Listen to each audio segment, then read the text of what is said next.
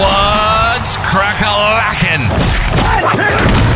Welcome in to My Mind is a Weapon Fantasy Football Show. Welcome into another episode of My Mind is a Weapon Fantasy Football Podcast. I am your host, Sleaze. Today, we're going to be taking an early look at the Week 7 waiver wires, guys. If there is an injury on Monday Night Football between the Falcons, Bills, Bears, or Commanders, I will comment that and pin it in the top of the video so you guys can see that as well. Just getting an early look here to get the week started early so I'm not way behind like I have in the past couple weeks for being out of town. Now, before we dive into it, this is going to be 10 players, all positions, quarterbacks, running backs, wide receivers, tight ends that you should be picking up on the waiver wire coming this Tuesday night. I'm going to give you what they did last week, the percentage you should spend of fab, and the waiver amount if you play waiver order that I would use to pick up these players this week.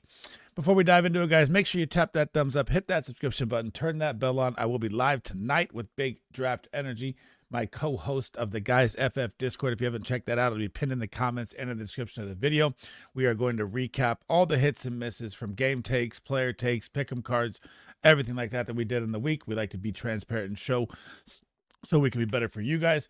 And also, we're going to do another pick'em ticket tonight, live on that show on drafters.com. If you haven't signed up, make sure you sign up using promo code SLEAZE, SLEEZ, and it will double your initial deposit up to $100, guys. Now, let's dive in to the players you should be picking up to help moving forward in fantasy football here in Week 7. Starting off with waiver wire number 1, and all 10 of these players are rostered in under 50% of Yahoo, which they should not be anymore. It is absolutely crazy. Now, I know Jackson Dart, I cannot believe he is owned in 35% of leagues in Yahoo. This should be up in the 50 to 60s. I know when you're looking at the team with no Malik Neighbors, they didn't have Darius Slayton last week. They went against Philly, and he still dropped 25.6. He's averaging 22 fantasy points over the last 3 weeks versus the Chargers, the Eagles, and the Saints, guys. Regardless of the weapons out there, regardless of the matchup, his rushing upside is going to make him a pickup, and play weekly is probably going to end as a top 12 quarterback. And man, when he gets Neighbors back next year, it is going to be electric. But now let's look at the stats here. Let's look at this coming up against and how much I would spend to fab and waiver and stuff like that. So they get the Denver Broncos. It's going to be a very, very tough matchup receiving-wise, especially for when Patrick Surtain's out there just locking you up. But this is where his rushing upside is going to come in. So he's 85 pass attempts, 56 completions, 508 passing yards, 65.9 completion percentage. Not bad there for first 3 games. That's number 21. 4 touchdowns, 2 interceptions. But here's the big number. 32 attempts in 3 games. That's over 10 plus rushing attempts a game. 167 yards. That's over 55 rushing yards a game right there. 2 rushing TDs. That is your fantasy pot of gold. Deep balls, he's even thrown 11, which is number 24. That is not bad for 3 games. If you doubled that up and made it 22, he'd probably be in the top 10 in deep balls as well without Neighbors out there. QBR 59.9, middle of the pack as a rookie. That's what you want. Points 61, QB 26. If you average it out, he'd be a top 10 QB with his 20 points a game. Now, fab-wise, depends on your situation at quarterback. There's probably a lot of quarterbacks on your waiver wire in a 12-man league, 10-man league if you play in that. 14-man league, you obviously spend more. So I would probably spend 15, 20% because you are going to get a top 12 to 15 quarterback. Waiver wire priority order, probably 4 to 7 range for me picking up Jackson Dart. But this man should no longer be on waiver wires, period. Waiver wire number 2, quarterback number 2, the old man Joe Flacco shows up in Cincinnati on 5 freaking days. Well, actually, they played in Green Bay, but 5 days of practice with the team. Had no idea Zach Taylor's system, anything like that, and came out and absolutely balled, guys. 22.76 fantasy points, 29 completions, 45 attempts, 219 yards, 2 TDs, and no picks. And he is going to make Jamar Chase and T. Higgins still fantasy football relevant, which is huge for the Bengals owners in fantasy football. But when we're looking at his season stats, you got to remember some of these are with the Browns. So when you're looking at the 5-game stint he played with the Browns, he barely even scored over 15 fantasy points. His best game was against the Bengals in week 1, where he scored 14.2. Now, you got to realize that he is on the Bengals with all the weapons they have. Now they're going to get the Pittsburgh Steelers in a division matchup that Joe Flacco knows very well this week. And Pittsburgh's kind of struggled versus the wide receivers. They did play good versus the run off the bye last week, but this is going to be another smash game for Jamar Chase and all the wide receivers here. But 122 pass attempts, 205 completions. That's a very bad percentage there, 59.5, which is bottom of the NFL. But you got to remember, that was on the Browns. So if you look at last games, 29 out of 45, you're already up about 65% right there. So you're up a 15% jump, which is nice to see. 1,034 passing yards, 4 TDs, 6 interceptions. Remember, none of those interceptions came in the Bengals game.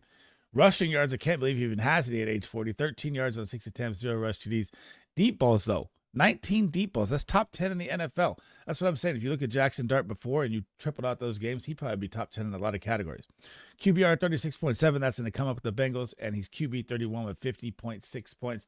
But guys, he literally scored more points with the Bengals this week than he did in three of the four games right there.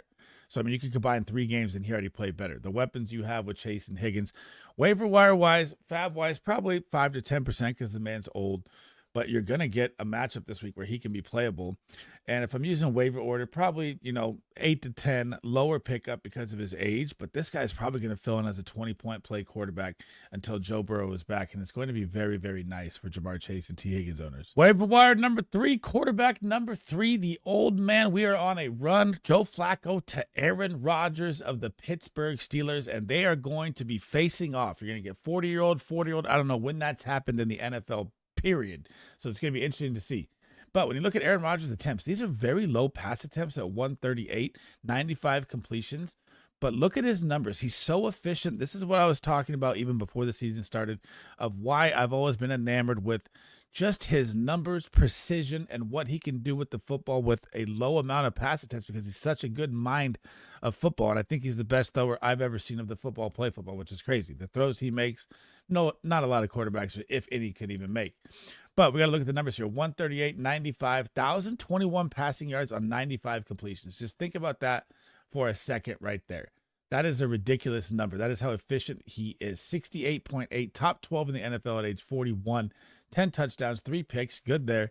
Rushing yards, can't believe he even has any, kind of like Joe Flacco, 12 yards on 10 attempts, 0 rush TDs. You'd like to see this deep ball number go up. I think him and Metcalf are finding a little connection off the bye. You saw that last week with Metcalf getting that over-the-shoulder catch touchdown and some highlight catches from Metcalf as well. He's QB 23 on the year so far, but if you look at it, they have a bye, right? So they're missing about the 20-point average that he gives you. This guy is averaging almost 19 fantasy points per game. You're going to get the Cincinnati Bengals. You know this defense struggles across the board. So if you need a plug and play, say you have one of the bye guys this week with I believe it's the Bills and the Ravens that are going to be off in week 7. So you have Josh Allen and Lamar Jackson probably sitting out. This is going to be a 18 to 20 point play pickup off the waiver wire that you can make, and you probably don't even have to use much, but a 9 to 12 waiver wire spot. Fab probably 2 to 5%, because people don't like the old guys, but these guys can produce to win you a fantasy football week, and I like them a lot this week. Number 4, heading over to the running back side, is going to be Kaimani Vidal of the Los Angeles Chargers. And got to apologize, man. I listened to the beat writers. I thought it was Hassan Haskins, which everyone said it was going to be. And obviously the game script did not go that way. I mean, Kamani Vidal had 18 carries to Hassan Haskins 6. And in the receiving work, it was even more Kamani Vidal with 3 receptions to Hassan Haskins 1. So it's pretty much 19 touches to 7. And you already know after one explosive game that Harbaugh has seen he is going to be the guy going forward. And we have the update of Amari Hampton, who says likely, quote unquote, that he's going to miss more than 4 games. And that would put him at like a week 10 return, and then their bye is week 12. So we don't really know what is going to happen with Amari Hampton here. But we do know if the Chargers win that Amari Hampton is going to be back as the running back in week 13 versus the Las Vegas Raiders down the playoff stretch, which is going to be very nice. Now, when you're looking at Kamani Vidal, this is season stats. So he has 22 attempts, 142, 6.45 yards per carry. That is great. 0 touchdowns on the ground, 4 receptions, found the end zone last week with 1 touchdown, 15 receiving yards. And his snap share and target share are all going to be very low because this is the first game that he has played. So when you're looking at these numbers of snap share 11%, let's just look at week 6 in Miami. He played 67% of the snaps. That is almost RB1 usage. He is the guy over Hassan Haskins. It's not even close. Now, 18 carries for 124 and 3 receptions. He put up 22.8 fantasy points, which is absolutely bonkers. And then you got to look at the matchups coming up, which are going to be pretty tough, though. The Indianapolis Colts have been tough versus the running back. I know Bam Knight ran one in last week, which is crazy. Minnesota's been tough versus the running back. Tennessee, not that great. Can be a smash matchup there in Pittsburgh and then Jacksonville. So when you're looking at it, yeah, he's going to be a flex play, but he really does have 4 of 5 very tough run defenses coming ahead. But still, when you're getting a flex player that's getting 20-plus touches a game, this is a guy where it comes to your fab right now, and you're running back desperate and say you're 1-4 or 2-3 or 2-4, 1-5, 3-3. It is time to spin the house. I am willing to spend 100% of my fab right now if my season is on the line to go get a running back. And even if it's not, and this is how my mind works, say I'm 5-1 or whatever, and he's there, I'm picking him up with 100% fab if I have the waiver order just to trade him to pick up more pieces. He's going to be a great package piece either way. So if you're on the waiver order, this should be number one, 100% off the waiver order. No matter what, the touches he's going to see is too good, and you should be picking him up without a doubt. Number 5, and I told you guys, if you follow the Twitter, this was going to be a flex play desperation if you needed last week, and he found the end zone and scored. It was Bam Knight. So I guess before the game started, there was a scuffle between DeMercado, Michael Carter, and Gannon, the coach, and he just flat out said that DeMercado's benched and that Michael Carter's going to be behind Bam Knight in this game. So, sorry. When you look at this and you're looking at the Arizona Cardinals, right? You know they get Green Bay, then they get a bye, right? So Trey Benson on a 4-week IR. Who knows if he's going to be back week 10, 11, or, against the Niners in week 11. So it's going to be close. So this is probably going to be a 50-50 split with Bam Knight and Michael Carter. And the Cardinals are kind of falling apart, although Jacoby Brissett did make this offense look better. But they may not even have Marvin Harrison next week with the concussion that he went down with as well. So if you're running back needy, this is like a, 20-25% fab pickup, maybe 15-20%, I'd say. Waiver order about 5 to 7, not as much because, dude, they're going to get the Green Bay Packers this week. So the Green Bay Packers is one of the best run Ds you can get. So if you're even picking him up just to throw him in, it's probably going to be an ugly play either way. But we got to look at the stats here. 15 carries, 45 yards. These are season stats. 3.0, 2 touchdowns, 2 receptions, 33 yards, 0 receiving touchdowns. Snap share went up to 38%. He played 51% in week 6. That is what you want. Target share 1.4. Points 21.8 RB 55. But again, he went 11 for 34 with 3 yards per carry. 51% snaps, 12.4 points last week with a touchdown. Also saw 2 targets through the air and 20 yards receiving. So yeah, it could be a flex play, but it's going to be very, very ugly versus the Packers. And you have a bye week. So he's one of the running backs that you want to target, yes, but I wouldn't say that much overall on him because we don't know how it's going to shape out after the Green Bay Packers this week. Number 6, and we're right back to the booty man, Keyshawn Boutte. After week 1, he was kind of their darling, as their wide receiver 1 in snaps. Then week 6 hits and he goes absolutely nuclear. So we talk about his season stats here. 23 targets, 18 receptions, 301 yards. Not bad for a guy that wasn't even drafted. 3 TDs. Target shares at 12.1. You'd like to see that go up, but Drake Mason has spread the ball around. That's number 76. Snap share in the wide receiver 2 range, 73.7 at number 95. Red zone targets. He got a lot of touchdown looks that were like 5 yards outside the red zone last week, so it should be like a 3 or 4 number, but it is number 83. Hasn't got any carries, and he's got 66.1 points at wide receiver 31. Now, with Drake May playing at an MVP level like I would say Baker Mayfield and Dak Prescott are right now, you're going to get the Tennessee Titans. Then you get Cleveland, who's a good run D. Then you get Atlanta, which is a tough matchup. He's probably going to be a 70% play, flex play at best. But when you have Drake May slinging it, and there's 0 run game right now for the Patriots with Ramondre Stevenson getting 11 carries for 18 freaking yards, what are we doing? Let's get Travion Henderson loose, but we'll talk about that in a different video. This is probably going to be a flex play for you with an 8 to 10 point upside, which he's had a 16-point game, 8-point game, then 4, 8, 7, and then 26. So if you average it out, through the 6 games he's playing, he's averaging 10.6 points per game. So not a bad flex play pickup. I would say, fab-wise, 7 to 12%.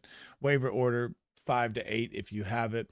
I don't think he's going to be targeted by the top-end people because they're most likely waiting for running backs injuries. That's what people do in competitive leagues. So if he's out there and available, I'm definitely picking him up. The matchup versus Tennessee and Cleveland the next 2 weeks is going to be great. So he could be a flex play easy for your lineups moving ahead forward here. Number 7, and let's talk about pure desperation play here with Cameron Johnson of the Tampa Bay Buccaneers. And guys, Baker Mayfield is out of his goddamn mind this year. He is probably going to win MVP. If I had to take a vote, he'd be mine right now. And Tampa, 5-1, right? So you have to look at this in a different way. They're missing the 4 wide receivers. 4 from the starting season of their depth chart right now are down. Mike Evans with the hamstring. We don't know if he's going to play on Monday night. Do they need to throw him out there at 5-1 versus the Detroit Lions with no one I don't know about that. So you got to wait and see on that. Now you've got Emeka Egbuka down with his hamstring pull. You've got Chris Godwin down. You've got, Jalen McMillan down as well. That's their 4 wide receivers. Sterling Shepard, yeah, he got a couple looks. Cameron Johnson got more looks than him last week. That's why I'm putting him on here. And then Tez Johnson caught a bomb. And Baker Mayfield can do it with absolutely no one. So when you're looking at these stats, this is pretty much a 1-game sample size, guys. He's played 8%, 11%, 9% of the snaps before today's game, right? So 4 targets, 4 receptions, 64 yards. That all came in week 6 versus San Francisco 49ers. He even had 1 carry for 2 yards, and he put up a return as well for 31 yards and a punt return as well. So if you have those stats in your leagues, that's something to look for with Cameron Johnson. Target share, snap share, 2.15%. Route participation, 3.3. All of that is down because you got to look at the entire season. But when we look at week 6, he played 50% of the snaps. And now Emeka Egbuka, they've updated, is going to be out a couple weeks here with the hamstring. He's probably going to get 70% snap share in a Baker Mayfield-led offense against the Detroit Lions on Monday Night Football. We know the Detroit Lions secondary. You heard it if you watched last night's Sunday Night Football game from the commentators. They have no one out there. And Kirby Joseph got banged up in the game. They're going to be playing 5 of the 6 corners are down. They're playing 3 guys probably off the street to the practice squad. Their safeties are both banged up. And Baker Mayfield can sling it across the freaking yard. This is going to be a decent play pending on Mike Evans' update that you're going to have to pay attention to here, because if Mike Evans is back in this game, he's probably going to absolutely smash. But again, you're playing the Lions. I don't know how much they think they're really going to win this game, although they keep winning. So Cameron Johnson, if you have a fab, I'd say 2 to 5% on him. I'd say waiver order 10 to 12. And it's going to be a very, very sneaky upside play with Baker Mayfield and how good he's playing football right now. Number 8, heading over the tight end side, is going to be Harold Fannin Jr. And we are back to this again as it was in week 1. Now, what you got to look at with Harold Fannin here as well is David Njoku took that nasty hit to the knee. They claimed it was a hip injury. Then the update came as a knee injury. We should get more MRI work today, but it looked pretty bad, guys. And with David Njoku's trade value, it's probably going to hurt his trade value moving forward as well, which could hurt Fannin down the stretch here, because I think they were going to try and move him and make Fannin their guy. But now that Njoku went down, we don't know how that's going to look season long, so it does impact the way I look at the waiver wire fab to spend on him. So, and you got to look at last week. He got 10 targets, his most targets on the season. And Njoku went down early, 18.6 points in fantasy, 7 receptions, 81 yards. Now, on the season, 38 targets, 28 receptions, 195 yards, 1 TD, target share 15.5. That's number 20. Snap share 72.5. For a third-round rookie at a Bowling Green, that's pretty damn good with David Njoku out there. Now Njoku's gone. He's probably going to play 90% of the snaps. He's had 3 red zone targets, which is number 16. And he's tied in 12 overall. So you're going to get a matchup here against the Miami Dolphins, who versus everybody, they can't stop a single thing.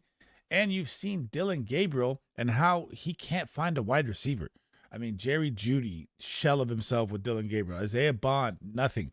This guy lives with his security blankets. And I know Jerry Jeudy dropped a couple, so I mean, you can't get mad. Can't get mad at Gabriel for that. But this is what he hyper focuses. So when I'm looking at Harold Fannin here, do I want to spend my entire fab on a tight end who's probably going to be the guy for the rest of the way here, depending on the injury update? But could Njoku come back in 3-4 weeks, which, there's a couple of reports that say that. We don't have the official word. So I don't really know if I want to spend all of my fab. I would probably spend 30, 45% if I needed a tight end batter, if I had a tight end going in a bad matchup. Waiver order, I'd probably spend 3 to 5 because he is going to be a top 5 pickup or top 3 to 5 pickup this week.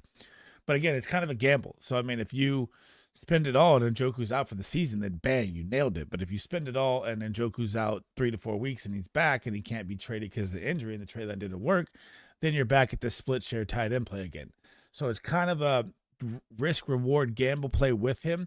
That's why I'm cutting it at 30-35% instead of spending it all. But you've got to be picking this guy up this week. Number 9, my sleeper tight end of the year out of Syracuse. And you could check all the receipts. This was the guy I wanted to target the minute he landed in the Los Angeles Chargers, and that is Rondé Gadsden.